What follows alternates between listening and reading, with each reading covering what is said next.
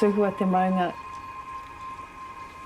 ko arahura te awa, ko Ngāti Waewae te hapu, ko Pautini Ngaitahu te iwi, ko arahura te marae, ko Meihana, ko Tainui ngā whānau, ko Ariana Stevens ahau.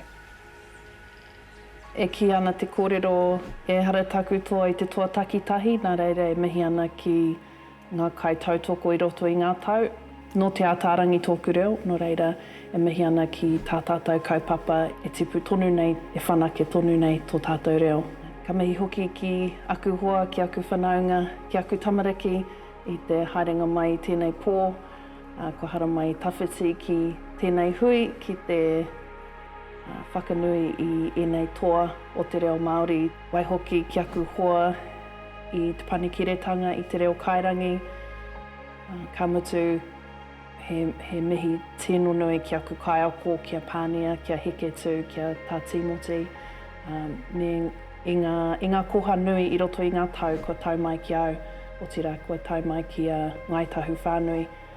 I nominated Ariana because she has come back to Pautini after living away for the past 20 years, and with her information and knowledge she's brought so much te reo back to Pautini.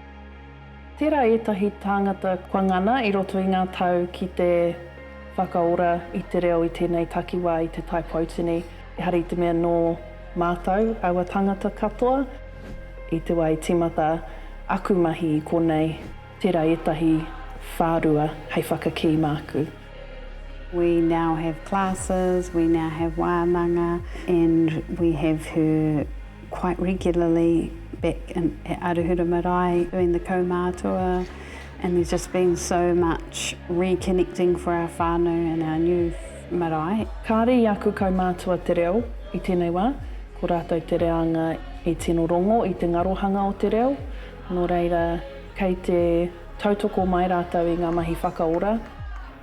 Me pono te kōrero, kāre anō kia tino ora te reo i tēnei takiwā. He nui te mahi kei mua i te aroaro.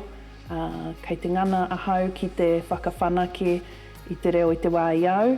Kia kaua aku tamariki, aku mokopuna e mate ki te tīmata i taua wāhi tonu.